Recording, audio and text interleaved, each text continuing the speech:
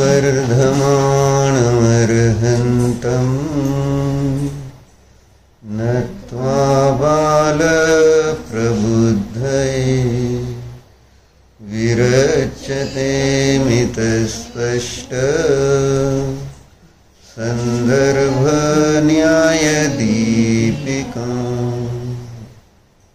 श्रीमदाभिनवधर्मभूषण इति विरचित न्यायदीपिका प्रस्तावना वाचतो। न्यायदीपिका म्हणजे काय आहे, कशासाठी न्यायदीपिका वाचायची, या दोन गोष्टीचं वर्णन या प्रस्तावनेत केलं.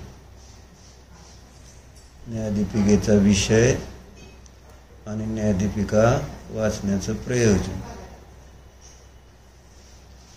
चंद्रमुखी अम्मांचा हा लेख आहे ज्याचं शीर्षक आहे जीवन की सबसे श्रेष्ठ निधि. कोई भी जीव हो वह सुख शांति से जीवन जीना चाहता है. जो जीव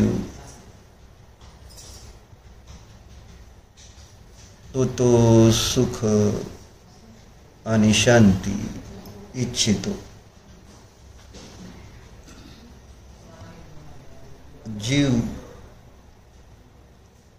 जीव ओळखायचा कसा?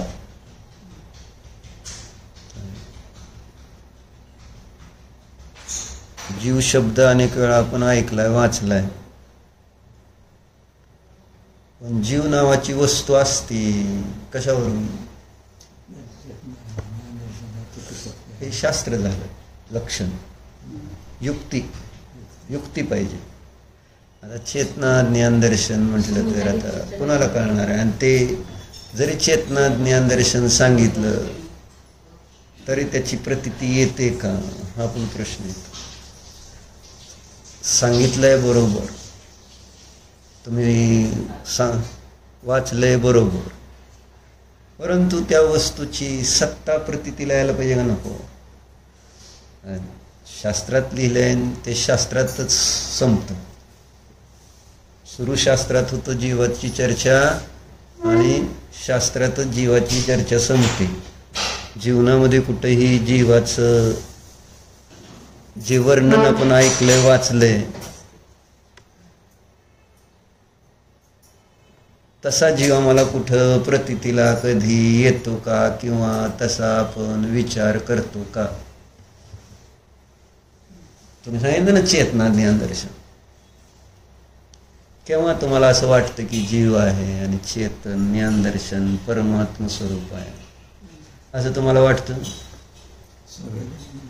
नाही, तुमचं तुम्हाला जाऊ दे, दुसरे तुमचं माहित नाही, दुसऱ्याचे सुद्धा जीव.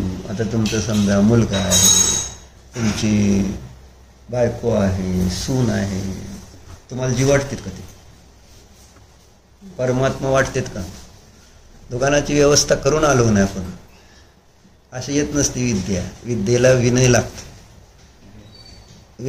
काय मला माहिती येणार होता तू, पण गडी नव्हता, गडी आल्यावर आला. बरोबर आहे का नाही? बरोबर आहे का चुकीचं आहे? शिकायची इच्छा असली ना असं बंद करायचं नाही, हे असं सांगायचं. कारण हिथं काय निधी आहे, तिथली कोणती निधी आहे? काल पण आपण म्हटलं ती निधी कामाची नाही, ही निधी कामाची आहे. ही निधी आपली आहे, ती निधी जडाची आहे, आणि त्याची चिंता आपल्याला किती आहे? बरोबर आहे का? सिद्ध करता येते का बंद? मला सांग. लगेच माणसाला फोन करून व्यवस्था आधी तिकडची व्यवस्थित झाली पाहिजे, इथली व्यवस्थेचं काय होईल की? असं होईल का? अभ्यास मला सांग. मी काय सांगितलं होतं काल? गरज किती आहे, म्हणजे दुकानाची गरज किती आहे तुम्हाला माहिती आहे? उघडं राहण्याची, त्याची ह्याची नाही का? तसं काय नव्हतं का? पप्पा एकटेच होते. मला माहिती आहे ही सगळी कारण, मला माहिती आहे. तुझी कारण दिसेल ना ते सगळं कारण मला माहिती आहे. चुकलं म्हणणार ना? बरं, चुकलंय का नाही चुकलं एवढंच म्हणायचं होतं. चुकलं एवढं म्हटलं त्याचा विषयच वाढत नाही कधी. पण मग पप्पा एकटेच आहे, मग गिऱ्हाईक आहे, मग पप्पाला उठता येणार नाही, मग पप्पाची आपदा हो, माझं लक्ष नाही राहत. असं बरोबर आहे का? हा, थोडक्यात चुकलं म्हणलेलं सोपं जातं. मग तुमची सून जीव आहे का? कधी जीव म्हणून तुम्ही ज्या ज्ञान दर्शन परमात्मा भगवान म्हणून ज्या जीवाला संबोधता, कधी आपल्याला भगवान दिसतो का? कधी आपण बघतो का? प्रयत्न करतो का? आणि तसं बघितल्यानंतर आपल्याला कशा होतील? काही पण करू दे त्या भगवान आत्म्यानं. द्रव्य दृष्टी ठेवली तर आपल्याला त्रास व्हायला नाही पाहिजे. परंतु आपण कधीही जीवाला द्रव्य दृष्टीकडून कोणत्याच आपल्या काय आणि पराच्या काय, जे आपण शास्त्रात जीवाचं स्वरूप ऐकलंय वाचलंय ते तसं रोजच्या जीवनामध्ये कुठंही पाहायला आपण प्रयत्न करत नाही. प्रॉब्लेम हा, अडचणी. सगळं शास्त्र अतिशय सुंदर, परंतु त्याचा शास्त्राचा जर जीवनात उपयोगच नाही केला. पैसे भरपूर आहेत आहे ना काय, आणि भूक लागली पण खर्चायला नको आहेत, आणि भूक शांत करायची कसं करणार? काय करायचं? पैसे आहेत काय, भूक पण लागली, आपल्याला माहिती पैसे खर्चले तर आपल्याला पोट भरेल, पण खर्चायची तयारी नाही. प्रॉब्लेम ही आहे शास्त्राचा. धन कळलंय शास्त्रातलं काय काय नाही, पण वापरल्याशिवाय ते जे त्याचं फळ आहे सुख शांती ते मिळणार कुठं? वापरायचं नाही धन तर ही निधी, आणि जोपर्यंत या निधीचा उपयोग करत नाही तोपर्यंत या निधीचे महात्म्य पण कळणार नाही. महत्व केव्हा कळणार या निधीचं, या धनाचं? त्याचा वापर केल्यानंतर त्याचं जे मला फळ मिळेल, शांती निराकुलता, त्यावेळेस तुम्हाला त्याची महिमा येईल की नाही. म्हणून इथं माताजी लिहिते सबसे श्रेष्ठ निधी, जीवनातील सर्वात श्रेष्ठ संपत्ती जर कोणती असेल तर ही अध्यात्म न्यायदीपिका आहे. बरोबर आहे.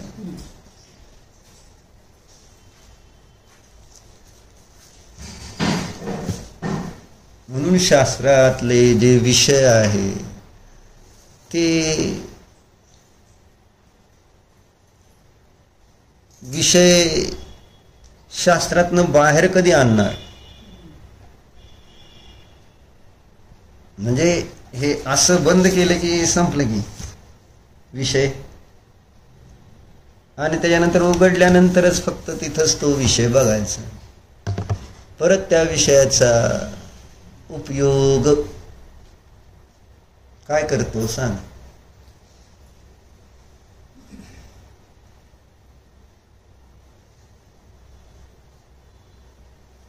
आणि उपयोग करण्यासाठी गरज कशाची आहे? कशाची गरज आहे? तुम्हाला या विषयाची कुठंतरी सत्ता भासित होणं गरजेचं आहे. तुम्हाला वाटलं पाहिजे की हे आहे, जे सांगितलं जातं, जीव सांगितलं जातं तर आहे, हे कळलं पाहिजे. जर ते नाही कळलं तर तुम्ही वाचून थोडंच त्याचा लाभ होणार आहे.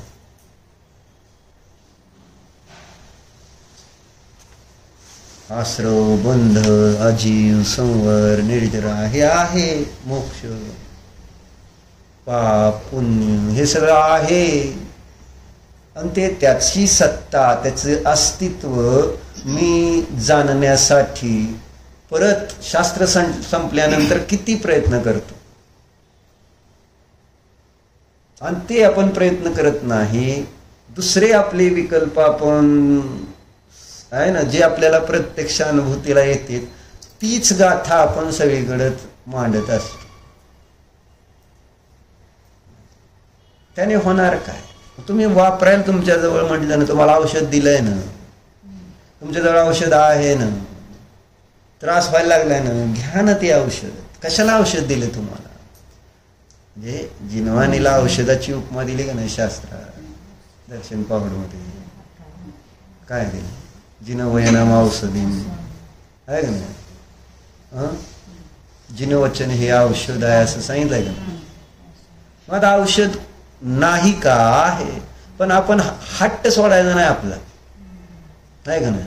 आपल्याला जे वाटते तेच आपण करायचं. काही सांगू दे जगाने, देवानं सांगू दे, नाही तर गुरुने सांगू दे, नाही तर अजून शास्त्राने सांगू दे, काही होऊ दे, मी माझं त्या ठिकाणी जे आहे ते इतकं आपण आपल्या कषायांशी असे वचन, म्हणजे वचनबद्ध नव्हे, अगदी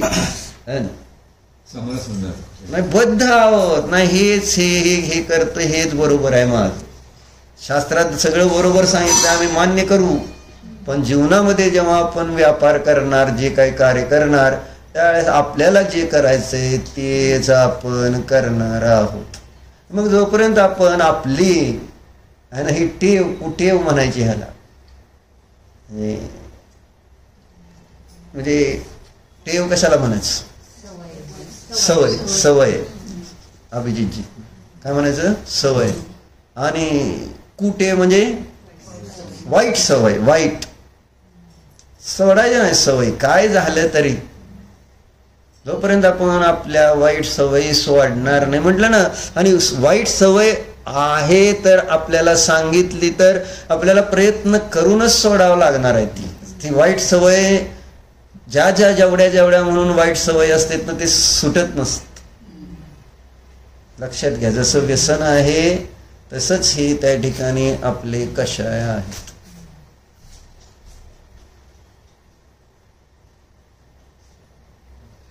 इम्पॉर्टन्स मला नाही काय, मला कायच प्रॉब्लेम नाही आहे. म्हणजे तुम्हाला प्रॉब्लेम आहे, माझं काय अडचण आहे. मी आता ते बघतो, फक्त आपलं सांगणं माझं कर्तव्य, थोडंसं प्रयत्नपूर्वक सांगाय. म्हणजे करणार तुम्ही जे आहे तेच करणार आहे, पण मग ते मला कळलंय, पण आपलं तरी सांगितलं तर पाहिजे म्हणून सांगितलं. मनुष्य पर्यायामध्ये आल्यानंतर जीवनामध्ये प्रत्येक सणाला कुठे कुठे असलं घराघरात प्रत्येक सणाला सावध राहायला पाहिजे. म्हणजे म्हणून त्यांनी ज्ञानारण्यमध्ये ध्यानाची चर्चा करताना स्पष्ट सांगितलं की मनुष्य पर्यायच अशी पर्याय की ज्यामध्ये पुरुषार्थ करता येतो. बाकीच्या ज्या पर्याय आहेत त्याच्यामध्ये पुरुषार्थाला संधी नाही. तिर्यंच्या पर्यायामध्ये पुरुषार्थ करायचा म्हटलं तरी सोपं नाही, म्हणजे तशी अनुकूलता नाही. बरोबर. नरक पर्यायामध्ये पापाचा उदय किती तीव्र आहे, किती पुरुषार्थ होऊ शकतो. तिर्यंच्यांना तर शब्द पण नाहीत. तुमच्या लक्षात, तुम्ही बघत नाही म्हणून म्हणलं. स्वर्गामध्ये भोग इतके आहेत, इथं थोडे भोग आहेत तर आपल्याला आहे ना वेळ मिळतोय का? थोडेसेच आहेत. एक दुकान आहे किंवा थोडंसं काय आपल्याजवळ आहे बाह्य सामग्री, तर आपल्याला वेळ मिळतोय का?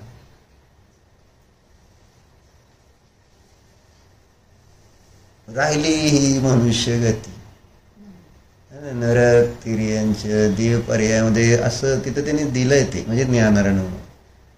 मोक्षाच्या अपेक्षेने चर्चा असू दे, नंतर मोक्ष मार्गाच्या असू दे, तिथं मोक्षाच्या दृष्टिकोनातून सांगितलं की 4 प्रकारच्या पुरुषार्थामध्ये आहे ना, जो कोणता मोक्ष पुरुषार्थ सर्वश्रेष्ठ आहे. 3 पुरुषार्थाला त्यांनी आहे ना हेय म्हटलेलं आहे. धर्म, अर्थ, काम पुरुषार्थ हे आहेत. म्हणून महाराजांच्या कॅलेंडरवरचं 2 तारखेचं वाक्य आहे, समंतभद्र महाराजांच्या वरचं 2 तारखेचं वाक्य वाच. काय लिहिलं? अर्थ व काम हे पुरुषार्थ जीवनाचे अंतिम साध्य नसून साधन मात्र आहे. जीवन सुरक्षेला ते सहाय्यभूत एव उपयुक्त व अनुपेक्षणीय आहेत, एवढेच ज्ञानी मानतो. त्या साध्या इतकी किंमत देत नाही. काय कळलं सांगते एवढा. जवळ घेऊन बस पाहिजे आणि त्याचा अर्थ आम्हाला सांग. म्हणजे कळलं काय हे महत्वाचं आहे. ते वाचलं छान, तू मला कळलंय काय त्याच्यात. अर्थ आणि काम हे पुरुषार्थ केला जातो, ते जीवनाचे अंतिम साध्य नाही, तर फक्त ते साधनासाठी साधन मात्र आहे. म्हणजे अर्थ काय, त्याचा भाव काय? अर्थ म्हणजे पैसा. माझं सगळं काम म्हणजे विषय भोग. विषय भोग. इंद्रिय विषय भोगाला काम म्हणून. हे अंतिम साध्य नसून फक्त साधनासाठी साधन आहे. म्हणजे त्याने म्हणजे आहेत म्हणायचं ना त्यांना साधन, नाही. असंच लिहिले. साध्य नाही, फक्त साधनासाठी वापरायसाठी आहे. आणि जीवन सुरक्षित साधन आहे त्याच्यातला अर्थ काय होतो? अर्थ आणि काम पुरुषार्थ हे साधन म्हणतात का नाही? साधन. साधन का म्हटलं त्यांना? आणि शेवटच्या वेळीत काय लिहिलंय? ते साधन आहेत, साध्य नाहीत. याचा अर्थ काय झाला?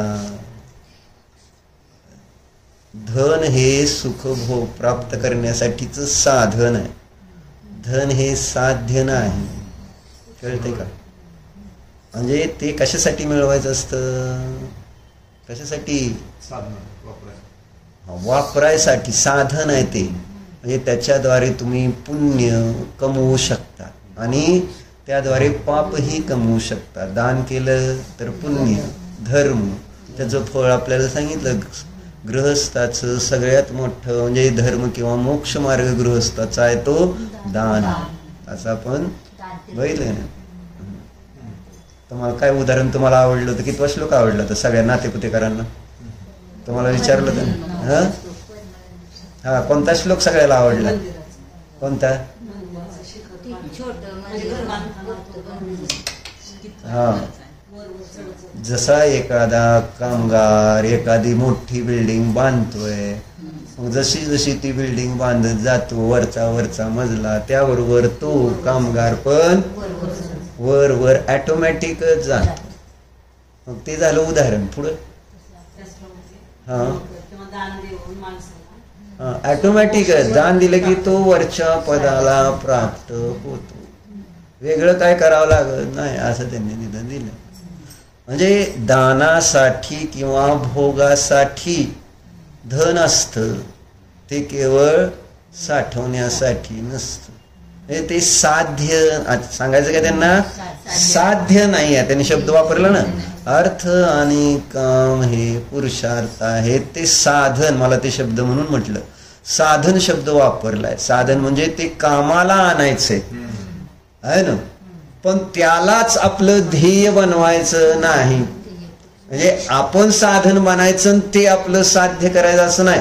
आपल्याला आपलं साध्य लक्षात पाहिजे आणि आपल्या साध्याच्या सिद्धीसाठी त्याला साधन म्हणून उपयोगात आणलं पाहिजे. जसं घरात आणली गाडी आणली आहे ना, गाडी आणल्यानंतर त्याला काय करायचं आहे ना, गोडाऊनमध्ये ठेवायची, त्याला रोज पुसायची, व्यवस्थित एकदम चमकवायची, छान दिसते म्हणायची, आनंद त्याचा घ्यायचा, वापरायची नाही. बरोबर. मग गाडी कशासाठी आणली? कुठं गावाला जायचं म्हटलं तर इष्टी आहे का? गाडी खराब होईल का? पैसे लागतील पेट्रोलला. हा करेक्ट. हे एकदम बरोबर. गाडी वापरायची म्हटल्यानंतर सगळं पण पेट्रोलला पैसे लागतील का नाही? मग कशाला गाडी वापरायची? जाऊ की आपल्या इष्टीनं. असं होतं का नाही? गाडी आहे की घरात आहे ना. गाडी कशासाठी घेतलेली होती? कशासाठी घेतलेली असते? आपल्याला कुठं जायचंय तर मस्त बसायचं जायचं. देवाने गाडी दिली की ना तुम्हाला का नाही? त्याचा उपयोग कशासाठी करायला पाहिजे? का नुसतं घरात ठेवण्यासाठी? माझ्याकडे गाडी लोकांना दाखवण्यासाठी? सगळं चाललंय म्हणलं ना, लोकांना दाखवायचं काम. बस ठेवत सगळं कशासाठी चाललेलं असतं? सगळं फक्त दिखावा, दिखावट नाही. म्हणजे ते साधन आहे हे का विसरतोय आपण? मनुष्य पर्याय ही काय आहे? एक साधन. साध्य काय आहे? आणि त्याच्याद्वारे आत्मकल्याण करून घेणं हे साध्य आहे. आणि मी मात्र त्या साध्याला विसरलो आणि हे जे साधन आहे त्यालाच काय केलं? साध्य बनवून त्याच त्या ठिकाणी सेवा करण्यामध्ये माझं जीवन चाललं. छत्री आहे बरोबर आणि बाहेर पाऊस पडतोय, काय करायचं मग? त्या छत्री अशी धरायची. भिजल छत्री भिजल म्हणून छत्री भिजू शकते का नाही? मग भिजवायची का छत्री? अरे छत्री ही पावसामध्ये आपल्याला भिजू नये म्हणून वापरायची का छत्री भिजू नये म्हणून त्याची काळजी घ्यायची? कोण? छत्री भिजू नये म्हणून ना? हा मला वाटलं छत्री भिजू नये म्हणून. म्हणजे छत्री ही एक साधन आहे, ते साध्य आहे का? साध्य आणि साधनातला अंतर कळू दे की डॉक्टर. साध्य काय, साधन काय, अंतर तर कळलं पाहिजे का नको? नाहीतर मग साधनाला ज्यांनी ज्यांनी साध्य केलेलं आहे त्यांची दशा म्हणजे संसार. साधन हे साध्य नसतं हे जोपर्यंत समजत नाही तोपर्यंत त्या ठिकाणी साध्य सिद्ध होणं. कारण तुमचं लक्षच चुकलं ना. लक्ष पाहिजे पूर्णता, नाही लक्ष पाहिजे ध्रुवता, आणि त्या लक्षाला अनुसरून मग तुमची ती वाटचाल पाहिजे. पण घटना अशी घडते. चर्चा कशासाठी सांगत होतो? पुरुषार्थ. इथं त्यांनी सांगितले मनुष्य पर्याय मिळाली तर पुरुषार्थ करण्यासाठी मिळालेली आहे. आणि जर आपण या पर्यायामध्ये धर्माचा पुरुषार्थ करणार नाही तर मग ही मनुष्य पर्याय वाया जाणार आहे. बरोबर आहे का? सपनामध्ये आपल्याला मनुष्य जन्म मिळालाय कशासाठी? आपल्या आत्म्याचं कल्याण करून घेण्यासाठी.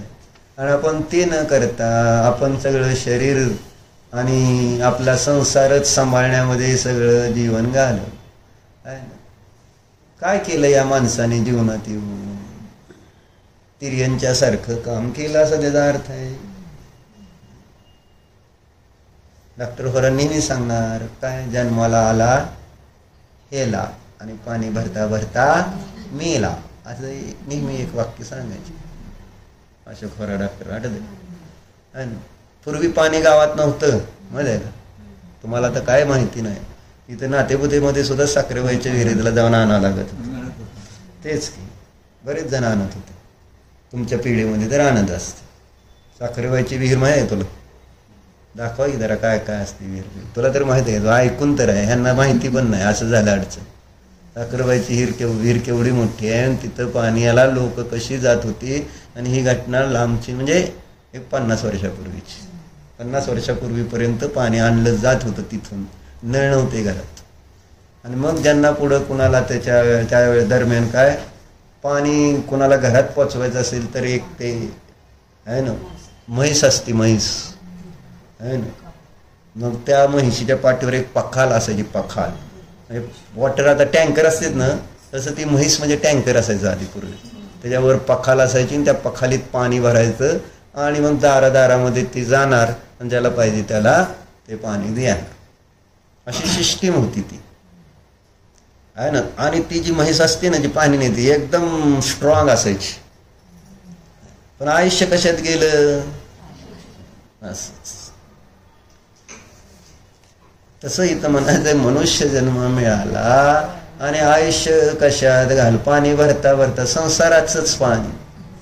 मुलगा असा, सून अशी, नातू असा, आई अशी, बायको तशी आहे ना, पोरं अशी, ह्याच्याशिवाय दुसरं काहीच नाही.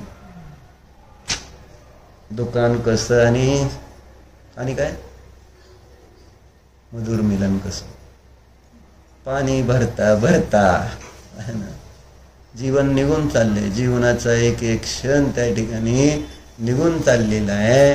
आणि ही गोष्ट लक्षात केव्हा घेणार? ते आपलं साध्य नाही आहे. काय साध्य नाही आहे? काय साध्य नाही? साध्य काय नाही आहे? काय नाही कार्यालय बरोबर उत्तर दिले मला. तेच अपेक्षा. त्याला कळलं होतं अभिप्राय. ते साध्य नाही, ते साधन आहे. ते आपल्याला कामाला आपण त्याच्या कामासाठी नाही, ते आपल्या कामासाठी. पण झालंय तेच उलटच झालं ना. कोण कोणासाठी एवढं तर नीट लक्षात घेतलं पाहिजे का नको? माझ्यासाठी हे सगळं आहे का मी त्यांच्यासाठी आहे? जो संसार शरीर भोग आपल्याला प्राप्त झालेत आपल्यासाठी आहेत ते का आपण त्यांच्यासाठी? त्याच्यावर न कळेल तुम्ही मालक आहे का तुम्ही गडी आहे, गुलाम आहे.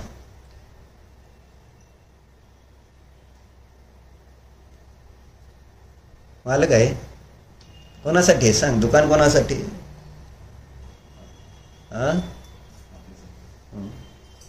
आणि आपण कोणासाठी आहे? बरोबर आहे. आता दुकान तर उत्तर आपल्यासाठी आहे, उत्तर मला पटले. आता आपण कोणासाठी ते तर राहिलं पाहिजे. त्या प्रश्नाचं उत्तर सोडवलं पाहिजे. नको, त्या प्रश्नाचं उत्तर काय? आपण कोणासाठी? एवढं जरी उत्तर व्यवस्थित आलं आणि त्यानुसार वागलो ना आपण थोडं, तरी आपल्याला जे पाहिजे ते मिळणार आहे. जीवनाची सर्वश्रेष्ठ.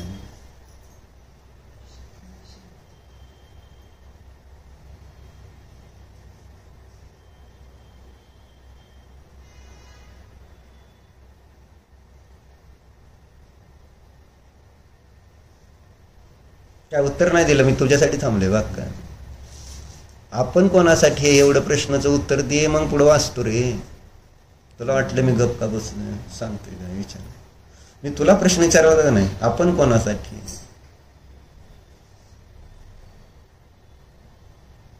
नाही माहिती. दुकान तर कोणासाठी हे कळले. हा, करेक्ट, एकदम छान. उत्तर तर बरोबर दिले. आणि आपण आपल्यासाठी पाहिजे का नको? मी माझ्यासाठी.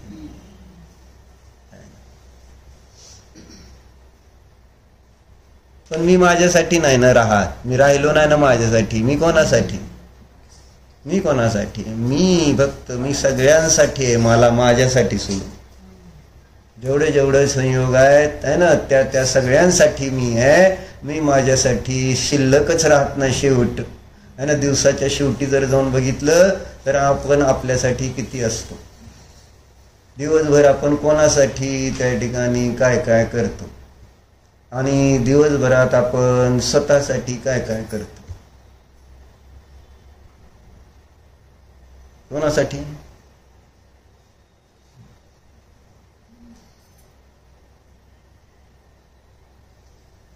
आणि याचं कारण तेच आहे. काय कारण आहे?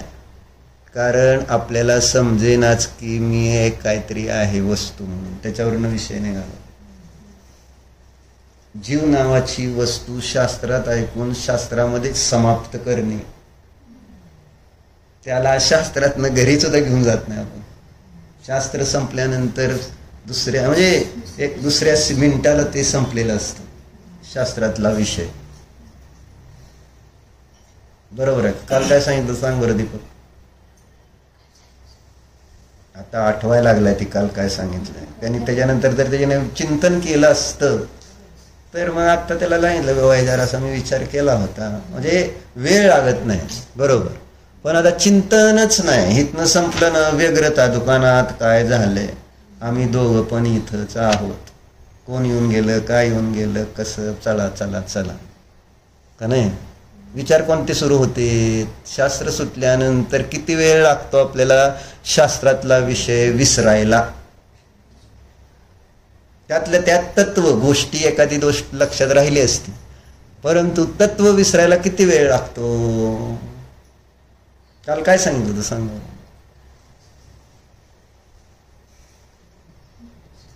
तरी एक गोष्ट वाचून दाखवली म्हणून बरं. काय होती त्या गोष्टीमध्ये? त्रास कशाचा होतो हे सांगितलं होतं. जे आपण खोटे संस्कार घेऊन बसतो ते एकांतात कसे बाहेर पडतात.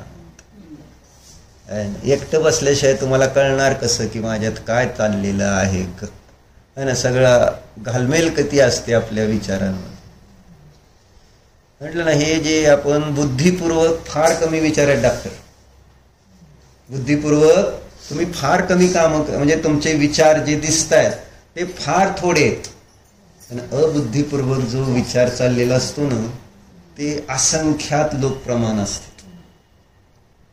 बुद्धिपूर्वक तर तुम्ही 10, 20, 50, 100 सांगू शकता. परंतु अबुद्धिपूर्वक किती विकल्प. आता बसले म्हणून तुम्ही हितच असता असं नाही. म्हणजे इतके इतके विचार का? कारण काय? कारण मला माझी सत्ताच समजत नाही. जी जीवनाची सर्वश्रेष्ठ निधी आहे, मी आहे ना, मी जीव ज्याच्यात चेतना आहे, ती सर्वश्रेष्ठ निधी, आणि त्या निधीचं कुठं भानच नाही. आणि त्याचं कारण मला त्याची सत्ता व्यवहारात कुठंही अनुभूतीला येत नाही. जी शास्त्रात सांगितली त्या जीवाची, जो मला समजणारा जीव आहे त्याची सत्ता मला सगळीकडे समजते. शास्त्राला बसल्यावर असो, मंदिरात दर्शन करताना असो, दुकानात बसलेला असो, खायला प्यायला बसलेला असो, सगळीकडे मला बाहेरची सत्ता समजते, जी इंद्रिय गोचर अनुभूती. पण शास्त्रात सांगितलेल्या जीवाची जी ज्ञानदर्शन रूप तुम्ही मला सांगितलं, ती जी सत्ता आहे, ती सत्ता त्याची त्या ठिकाणी प्रतीती किती असते. आणि ती प्रतीती राहिली तर मला विकल्प राहतील का? म्हणजे याचा अर्थ काय? विकल्पाला कारण कोण झालं? म्हटलं ना, तुम्ही साधनाला साध्य बनवल्यामुळं विकल्प वाढलेले आहेत. साधन आहे तर त्याचा साधनासारखाच उपयोग करा. त्याला साध्यासारखं नुसतंच आहे ना ठेवू नका जपून. माझ्या आता 2 वर्षामध्ये विकल्प फार कमी झाले. चांगलं झालं, संपवायची चालली. फार कमी झाले. आपण तोपर्यंत म्हणायचं नाही. माझी वर्णी जी म्हटली का नाही चिरोंजीबाईला, मी आता फार शांत झालो. चिरोंजीबाईने काय केलं मग माहिती आहे ना तुम्हाला? त्यांना खीर आवडत होती. रोज खीर लागायची जेवताना, गोड खीर दुधाची. एक दिवस मुद्दामून मग ते असे म्हटल्यानंतर काय केलं त्यांनी, मी लई शांत झालं म्हटले बरं का डॉक्टर. मग त्यांनी काय केलं, एक दिवस त्यांना असंच रोजच्या टाईमला भूक लागायची ते, तर मुद्दामून उशीर केला स्वयंपाकाला काय. आणि मग भूक तर ह्यांना सहन होत नव्हती. मग आधीच उशीर झाला, होईना उरकना, हा चाललंय जरा खीर होते असं तसं म्हणून थांबवलं. मग थांबवल्यानंतर बोलवलं शेवटी जेवायला. ताटामध्ये ते खीर ठेवली होती सगळी. मग त्यांनी काय केलं, उचलली आहे, पहिल्यांदा भूक लागली आणि आवडता विषय पटकन तोंडात घातलं. आणि त्यांनी ते काय झालं, एकदम त्यांना ते पोळलं पण, खारट पण लागली. आणि मग त्यांनी अशी फेकून दिली ती. ते काय केलं मग, कारण मुद्दाम त्या दिवशी त्यांनी ती खीर न करता ताक आणि भातच केला होता साधा, आणि त्यात लोण टाकलं होतं. मग भयंकर राग आला, त्याने अशी फेकून दिली. मग त्या दिवशी चिरोंजीबाई त्यांना म्हणले, तू शांत झालाय बर का. अनुकूलतेमध्ये शांत म्हणायला काय अडचण आहे.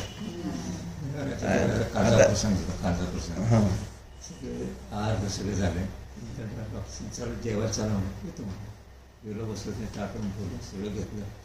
तर मला सगळं जेवण होत आलं. तर डॉक्टर म्हणले भात शिल्लक नाही. सुद्धा काय करू बोलतो, भात करायचा काही नियम नाही. काय सांग. मी आजचा प्रसंग सांगतो माझा. आहे ना, मी जेवायला बसलो आणि मला भाजी वाढली. भाजी ती काय कच्ची अर्धवट राहिलेली असेल का. मी म्हटले कसली भाजी केली. चिडलो एकदम, भयंकर खवळलो. त्याने वाढली, त्याला म्हटलं असलं नसतं, मला नको, तू वाढूच नको म्हटलं, जा बाजू.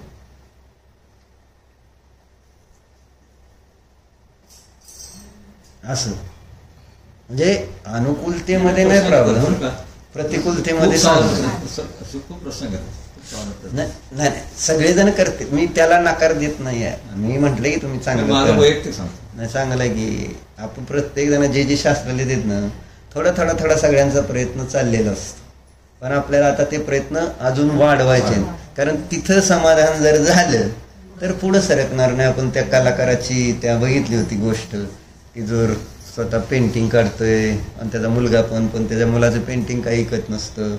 वडिलांच्या पेंटिंगला किंमत, मग वडीलला विचारतो ते असं कसं काय, तो अजून नीट प्रयत्न कर म्हटले. आणि त्याने प्रयत्न केला तर त्याचं पेंटिंग चांगलं यायला लागलं. कसं झालं, हळूहळू वडिलांच्या किमती एवढंच विकायला लागलं, वडिलांच्या किमतीपेक्षा जास्तला विकायला लागलं. असं करता करता मग वडील कधी कौतुक करत नव्हते. ती सगळं जग कौतुक करायला लागलं, त्याला जगाने सर्टिफिकेट दिलं चांगलं आहे म्हणून. वडील म्हटले नाही चांगलं म्हणून. मग ते मुलगा चिडला वडिलांवर, वडिलाला कळतच नाही असं त्याला वाटलं. वडीलनं त्या दिवशी कौतुक केलं, म्हटलं ह्याच्यापेक्षा चांगलं चित्र आता तू नाही काढू शकणार.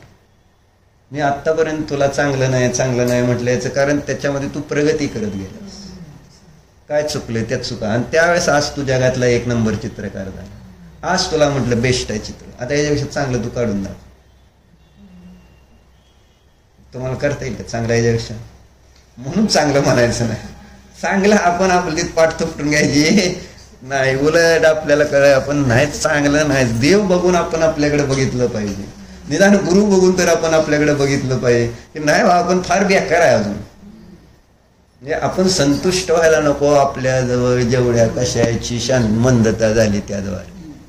आपल्यापेक्षा फार चांगले लोक आहेत अजून, असं ह्याच्यासाठी म्हणायचं. मी म्हणत नाही हे चांगलं आहे, पण चर्चा कशासाठी चालली आहे?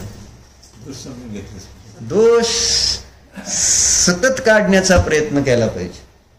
पूर्ण निर्दोष अवस्था होत नाही ना तोपर्यंत असं म्हणायचंच नाही की नाही माझा दोष नाही.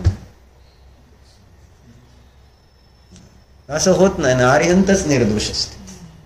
तुम्ही कसं काय म्हणताय मी दोष नाही म्हणून, म्हणजे माझ्यात कमी आहेत म्हणून? आपल्यात भरपूर दोष आहेत. अर्थ अजून मी आर्यंत झालो नाही म्हणजे माझ्यात दोष आहेत. मी मुनी झालो नाही, माझ्यात दोष आहेत. कबूल करायला शिकावं लागेल, कारण जे कबूल करणार नाही त्याचे दोष निघणार नाहीत. माझंच बरोबर आहे, त्याला सुधारण्याचा चान्स किती सांग? त्याला सुधारण्याचा चान्स किती? माझंच बरोबर आहे म्हणणाऱ्याला. आणि ते चुकीचं काम करून सुद्धा म्हणतोय माझं बरोबर आहे.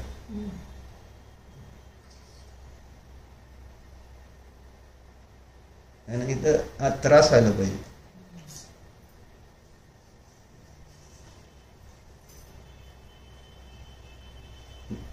मग हे केव्हा होईल? जर मला कळलं की मी कसा आहे, माझी निर्दोषता म्हणजे काय असते हे जर मला कुठंतरी अनुभूतीला येईल, कुठंतरी मला त्याची सत्ता भासित होईल, तर मी म्हणेल की बाबा नाही माझ्यात अजून दोष आहेत बाबा, आणि मला आता ते काढायचेच आणि मी प्रयत्न करणार त्याच्यासाठी असं. पण तुम्हाला ती निर्दोषतेची सत्ताच समजली नाही तर काय होईल? साध्य समजलं नाही असा अर्थ होतो. आणि साध्य नाही समजलं, साधनाला साध्य बनवलं, म्हणजे दोषरूप अवस्थेला जर तुम्ही मॉडेल बनवलं, तुमचं रोल मॉडेल आदर्श, तर काय होईल? म्हणून सांगतं राग सहित जग मेरुल्यो मिले सरागी देव. अर्थ समजून घ्या की राव. आता का असं म्हणते वीत राग भेट्यो अभय मेटो. राग कुठे? इथं द्वेष नाही, राग नष्ट करायची चर्चा चालली जिनधर्मात डॉक्टर. आणि आम्ही दोष संपले म्हणजे दोष म्हणजे द्वेष संपवला थोडासा कशाय कमी केले म्हणजे त्या ठिकाणी आपलं संपलं. काय राग राहिला ना ते तर सगळ्यात बेकार आहे. तुम्ही त्याला कुठे मान्य केले? तुम्ही आत्ता कुठेतरी काय म्हणायला गेला आहे ना, पापांच्या म्हणजे तीव्र कशाला कमी केलं म्हणून समजताय की माझं तर जरा बरं. अरे मंद कशाय कधी सुटणार? तीव्र कशायालाच आपण अजून त्याच्यातनं जरा असं खाली आलं तर म्हणतोय बरं चाललंय, तिथंच गाडी थांबते. ते साध्य नाही. मंद कशाय हे साध्य नाही. जिनधर्मामध्ये आपण किती वेळा पूजनात म्हणतो राग भाव मे धर्म मानना.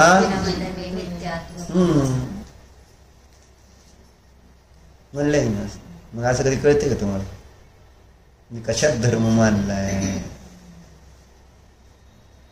म्हणजे रागापर्यंत इथं रागाची चर्चा ही आहे म्हणून पार पुढे गेली, पण अजून आपला द्वेष सुटला नाही.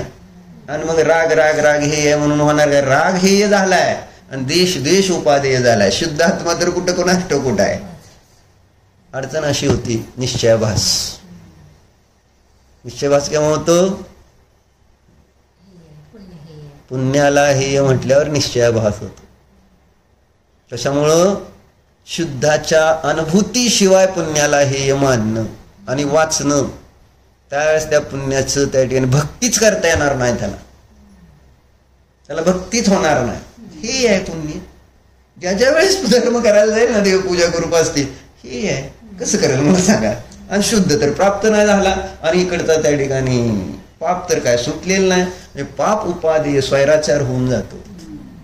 मग तुमचा जो व्यवसाय तुम्ही त्याच्यामध्ये इतकं, आणि तिथं तुम्ही काय समजता आहे ना, हे पाप केलं तरी सुद्धा मी त्याच्यापासून वेगळा आहे.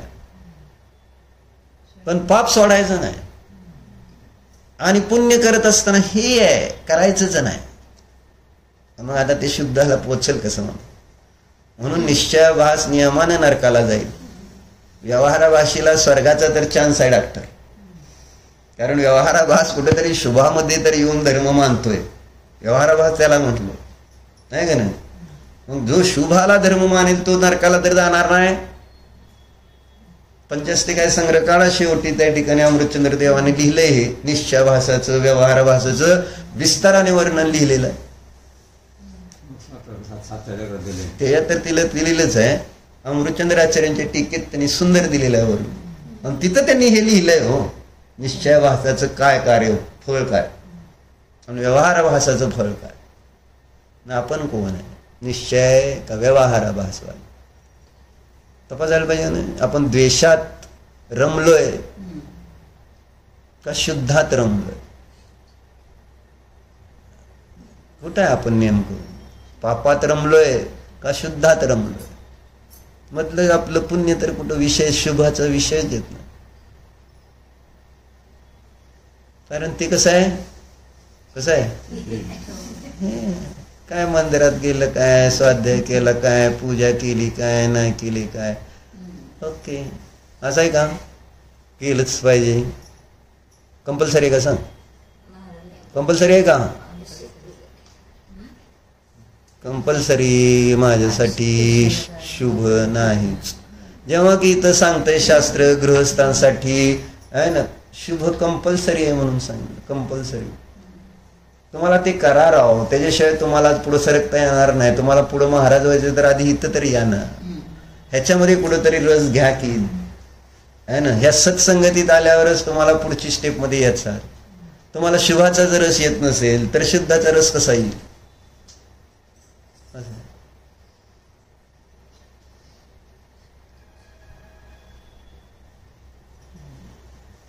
गॅस काय नाही रस कळलं कसला असतो व्यवहारातला रस.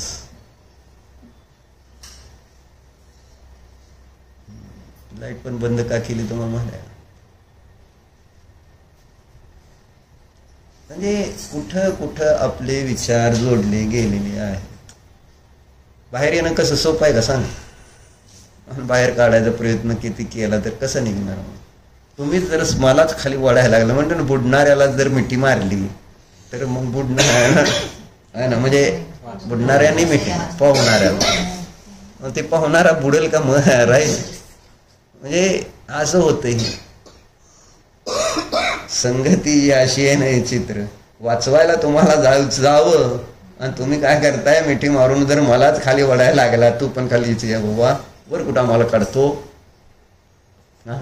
वर का वर निघायचंय का नाही, नाही निघायचं तुला. म्हणजे सगळ्या जणांनी पूर्ण आपली ताकद लावून शक्य झालं तर. म्हणून म्हटलं ना, देवाला जी सराग बनवलं जातंय, गुरूंना त्या ठिकाणी सराग बनवलं जातंय, ते आपल्या विचारांमुळे, आपल्या पद्धती अनुसार आपल्याला गुरु पाहिजेत, आपल्या अनुसार देव मला पाहिजेत. म्हणून आज कुदेवाचं प्रस्थ वाढलं. म्हणजे वितरागीला सुद्धा सरागी आपण करू शकतो. श्वेतांबर तर मत दिसतंय स्पष्ट. कारण काय, राग आतमध्ये प्रत्येकाचा आपला आपला राग आहे, आणि तो त्या वितरागीला सुद्धा रासारागी करू शकतो. मग तर सरागी देव भेटल्यानंतर काय काय विचारायच्या त्या कपीच्या लीला. असं झालं. आवडतोय रागच रंगच आहे ना. इतका इतका इतका आवडतोय. कुठं अजून म्हटलं ना का आवडतोय. ही वितरागतेची सत्ता समजेना. मला हे सांगायचं ना, तुम्ही सत्ता समजून घ्या राव. म्हणजे असं मला म्हणत. त्याच्याशिवाय काय करता हा महत्वाचा मुद्दा नाही, पण तुम्हाला ती एक काहीतरी सतत डोक्यात राहायला पाहिजे का नको, हे बरोबर आहे, हे सगळं योग्य नाही, हे तेव्हाच कळेल ना जेव्हा जे योग्य आहे ते तुमच्या ज्ञानात येईल तेव्हा. शास्त्रात असल्यावर काय होणार, फरक काय पडणार, त्याच्यासाठी न्याय शिकायचा, लक्षात घ्या. न्याय आपल्या बुद्धीमध्ये त्या विषयाला आहे ना कुठंतरी आणण्याचं, कारण युक्ती आहे, न्यायाचं दुसरं नाव आहे युक्ती. युक्तिशास्त्र हे न्याय आहे. कारण हे शब्द असतात आगम म्हणजे आणि युक्ती, दोन पद्धतीने विषय समजून घेतला जातो.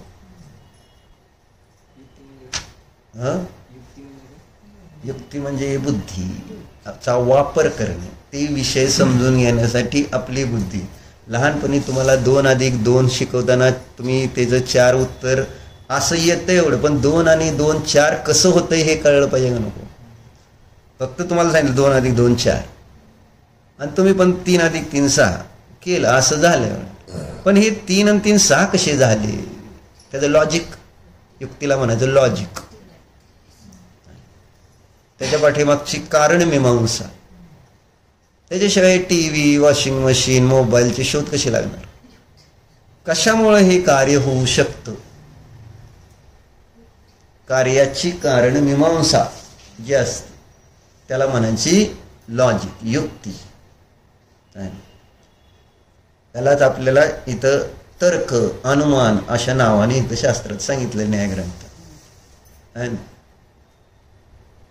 साधारण आपण वातावरण बघून किंवा जसं कुकरचं सांगितलं उदाहरण, किंवा तुमच्या शास्त्राला कोण कोण आले, तुम्ही माणसं बघितली नाहीत वर कोण आलंय, पण तुम्ही चप्पल बघितल्या, कळतं का नाही कोण आलंय, तसं काय कळतं, त्याला म्हणायची युक्ती.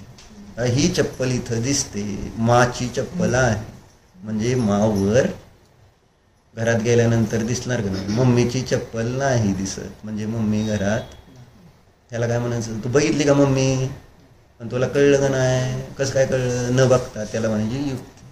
म्हणजे ज्या गोष्टी आपल्याला प्रत्यक्ष नाही आणि त्या गोष्टींना आपण आहे ना समजून घेण्यासाठी जी साधनाचं अवलंबन घेतो त्या साधनाचं नाव आहे युक्ती. त्या हेतूला युक्ती म्हणतात. आणि अशा युक्ती म्हणजे ही स्वतःच्या बुद्धीचा वापर आहे. शास्त्र हे ज्ञानींच्या बुद्धीचा वापर आहे, आपलं नाही ह्याच्यात काय सुद्धा आहे ना. आपली बुद्धी काय आहे ह्याच्यात, तुम्ही हे सगळं वाचन काढलं, तुमची बुद्धी काय, जोपर्यंत तुमचा प्रश्न उत्पन्न होत नाही की हे असं का, हे तसं का, त्यावेळेस ती तुमची बुद्धी. म्हणून ते आपण गोष्ट किती वेळा ऐकली की एका संस्थानाचा कोण राजा होता, तो मेला, मग त्याचा मुख्य जो राजा होता तर त्याच्या जागी कोणाला अपॉइंट करायचं असा प्रश्न निर्माण झाल्यावर, आता मुलगा तर लहान आहे, मग आता काय करायचं, मग त्याला राजा बनवायचं तर त्याच्यात जवळ तेवढी पात्रता तर पाहिजे का नाही. मग त्याची आई त्याला बोलवलेलं असतं मुलाला राजाने की बघू ह्याला राजा तर करता येते का तिथलं. मग त्याची आई त्याला शिकवते की राजाने हा प्रश्न विचारला तर असं उत्तर दे, हा प्रश्न विचारला तर हे उत्तर दे, असं त्याला व्यवस्थित सगळं शिकवते. शिकवल्यानंतर शेवटी तो मुलगा विचारतो, त्या आईला म्हणतो, जर या प्रश्नापैकी एकही प्रश्न जर राजांना विचारला तर, त्यावेळेस आई म्हणते आता तुला जायला हरकत नाही, कारण तुला आता तुझी बुद्धी आहे ना वापरायची सुरुवात झालेली. आता राजा जरी काही याच्यातला नाही प्रश्न जरी विचारला तरी तू तुझ्या बुद्धीने उत्तर देऊ शकतोस. आणि धर्ममार्गामध्ये आपण बुद्धी वापरत नसतो. समोर सांगणारा वक्ता आहे ना त्याने बुद्धी वापरायची, बरोबर आहे. बुद्धी कोणी वापरायची, श्रोते किती बुद्धी वापरतात. काय स्वप्न, तुम्हाला बुद्धी वापरायचं काय प्रयोजन, काय नाही, तुम्ही सांगता मी ऐकतो, बरं म्हणतो, बस एवढंच. आपण पण काय हे समजून घेऊया, हे असं सांगतायत ते तसं आहे का, तसं का आहे, ते त्यांनी सांगितलं त्यात काय आहे, म्हणजे अशा पद्धतीने आपण स्वतःच्या बुद्धीचा वापर करत नाही तोपर्यंत हे कळत नाही. म्हणजे सत्ता कळण्यासाठी शास्त्रात, म्हणून तुम्ही म्हटलं ना जीव म्हटल्यानंतर मी म्हटलं ना जीव काय, जीव कसा ओळखायचा, असा प्रश्न विचारला होता ना मी, तुम्ही काय उत्तर दिलं, ज्याच्यात चेतना ज्ञान. किती जणांना कळला जीव चेतन? त्यांनी ज्यांनी तुम्ही शास्त्र सगळ्यांनी वाचलंय, तुम्हाला ते शब्द कळले, जीव कळला. तुम्हाला तुमचाच जीव कळला नाही असं मला सांगायचं. म्हणून मी अगोदर एक आहे ना तर्क वाक्य वापरलं आणि मग प्रश्न विचारला. पहिलं वाक्य काय वापरलं होतं? त्याच्यातनं मला दाखवायचं होतं की व जीव आहे हे कसं स्वीकार करायचं. मी जीव आहे हे कशावरून, हा जीव आहे कशावरून. आपल्याला दुसरा कळो न कळो पण मी आहे जीव हे मला कळण्यासाठी युक्ती काय? आणि ते तर म्हणून मी पहिलं वाक्य वापरलं होतं. त्या वाक्याचं मध्ये हेतू दिला होता आणि साध्य सांगितलं होतं, दोन्ही सांगितलं होतं. तर्कामध्ये सांगितलं जेथे जेथे धूर तेथे तेथे आले. पहिलं वाक्य काय? असू दे, तुम्ही उशिरा आला त्यात काय करणार? त्यांना पहिलं वाक्य सुद्धा कोणालाच माहित नाहीत. तुमच्या माहिती जाईल सांग. हा सांगा, सांगा मला नाही, त्यांना काय सांगताय? मी विचारलंय हो, पण त्याच्यासाठी मी अनुमान वाक्य एक तर्क वाक्य दिलं होतं हे सांगतं. हो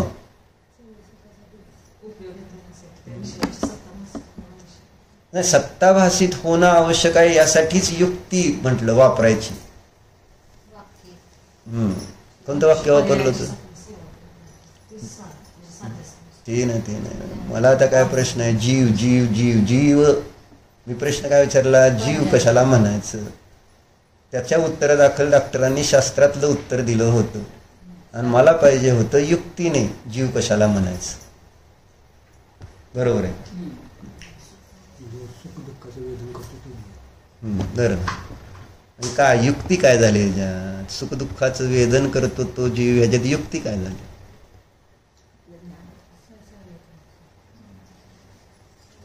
त्याच्यातनं समजलं कसं की जीव आहे म्हणून? माझ्या ठिकाणी जीव नावाची वस्तू आहे कारण मला सुखाचं वेदन होते, त्याला म्हणायची युक्ती. म्हणजे माझ्या ठिकाणी जीव आहे कशावरून? कारण पहिलं वाक्य इथं दिलं ना, कोई भी जीव हो वह सुख शांती से ही जीवन जीना चाहता है. याचा अर्थ काय झाला? ज्याला सुख आणि शांतीने जीवन जगायची इच्छा असते तो जीव असतो. मला सुखाने शांतीने जगायची इच्छा आहे म्हणून मी जीव आहे. मी जीव का आहे हे तर समजू द्या की राव. म्हणजे इतकं याड्या पद्धतीने म्हणलं तर मला नाही अवघड जातं शास्त्र शिकवायचं. मी जीव का आहे वाक्य तेच इथलं पहिल्या वाक्याचं सांगत होतं. हेच तर्क वाक्य काय झालं? जो जो जीव है ना है वह वह सुख और शांती से जीवन जीना चाहता है, असं वाक्य आहे का नाही? म्हणजे जो जो जीव तो ही झाली तर्क. म्हणजे कुठेही कुठल्याही क्षेत्रात जावा, कुठल्याही काळात जावा है ना, तिथं तिथं जो जो जीव असेल तो काय करणार आहे? सुख आणि शांतीने जगण्याची इच्छा करणार आहे. बरोबर आहे. मग आता मला हे झालं तर्काने. जीव कुठं असतो? ज्याला सुख शांतीने जगण्याची इच्छा असते.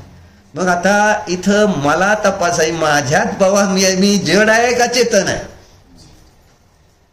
मी का जड नाही असा मला का प्रश्न नाही पडत? तर मला पण सुख आणि शांतीची इच्छा नाही का? जर मला सुख आणि शांतीने जगण्याची इच्छा आहे तर मग तुम्हाला कुठंतरी त्या जीवाच्या सत्तेची प्रतीती येईल. मग त्या सुख शांतीसाठी प्रयत्न करायला हरकत नाही. परंतु जड वस्तूला तो विचारच येणार नाही ना. आम्ही जडासारखे झालो नाही का? बुद्धी जड झाली का नाही? कारण मला हेच समज नाही की मी जीव का आहे. आपल्याला समजतंय का? मला सांगा, आपण जीव का आहोत म्हणून? कोणत्याच कारणाने मला माझं जीवत्व म्हणजे मी एक जीव नावाची वस्तू आहे असं कधी विचारातच घेतलेलं नाही. वेळच नाही ना विचार करायला तेवढा. मी जीव का आहे म्हणून का असं पहिल्यांदा युक्ती म्हणजे बुद्धी वापरा. त्याच्यासाठी न्यायशास्त्र. आगमामध्ये सांगितलंय चेतना आहे, परंतु ती चेतना मला प्रतीतीला घेऊन मी तसं माझा निर्णय करतोय का? मग कशासाठी सांगितलं शास्त्रात तुम्हाला जीव चेतन असतो म्हणून? निर्णय करण्यासाठी सांगितलं होतं ना, कोणाचा? आणि मग ते निर्णय नाही केला तर नुसतं प्रश्न विचारला म्हणून उत्तर दिलं तर त्याचा फायदा काय? म्हणून बुद्धी वापरण्यासाठी न्यायशास्त्र जे आगमात दिलेलं आहे, आगम आणि युक्तीचा सुमेळ आहे. असं नाही की आगमाला सोडून युक्ती नको, युक्तीला सोडून आगम नको. म्हणजे आगम जितकं म्हणून आहे ते युक्तीच्या द्वारे सिद्ध होतं. जितकं म्हणून शास्त्रात सांगितलेलं तत्व आहे त्याला युक्तीने तपासा. म्हणजे तुम्हाला त्या प्रत्येक तत्वाची अनुभूती येऊ लागेल. आणि जेव्हा तुम्हाला ते विश्व दिसायला लागेल शास्त्रातलं, त्यावेळेस तुम्हाला मग असं वाटेल की बस बाकी काय नाही. मग त्यावेळेस तुम्हाला घरात कोणी थांबवून ठेवू शकणार नाही, तुम्हाला संसारात कोणी थांबवू शकणार त्या दिवशी. कारण तुम्हाला खरं विश्व दिसू लागेल. आज खोट्या विश्वामध्ये रमतो मी, कारण मी कधी विचारच करत नाही. व्यवस्था हे सगळं काय आहे, कसं आहे, कशामुळे आहे, कोणत्याच गोष्टीचा मी विचार करायला तयार नाही. बस सगळे करतेत, मला करायचं. मला इतका टाइम कुठं आहे? काम किती आहेत आपल्याकडे सांग, वेळ किती आहे सांगा. वेळ कमी आहे, कामं किती आहेत. मग त्यात तुम्हाला हे असला विषय विचार करायचा काय संबंध येईल का कधी? किती काम आहेत सांगा बीत आपल्याला, भयंकर काम आहेत का? मग आता कशाला विचार येईल मला सांग बरं. मी आहे का नाही कोणास? हा आपल्या शास्त्रात वाचले, रोज आपलं स्वाध्याय करतोय ना, वाचले, झाले शास्त्र, वाचले, संपले विषय. थोडं फार कशा झाले तर तेवढ्या पुरतं मग आपलं कुठंतरी लावायचं. मी जाणणार आहे काहीतरी 2 शब्द ध्यानाची बोलली, संपलं काय? अरे ते आहे म्हणून असं कुठंतरी नको त्याची एक कुठंतरी म्हणजे भाव भाषण व्हायला नको. म्हणून आम्हा सांगतायत पुन्हा पुन्हा. आता मला कळते ते आम्हा सांगतात की मी ज्ञानानंद स्वभाव, असं नुसतं म्हणा नाही, अनुभूती करा असं आम्हा सांगतात परत परत. सुशीलमती आम्हाचं सांगतात अनुभूती करा असं म्हणतात.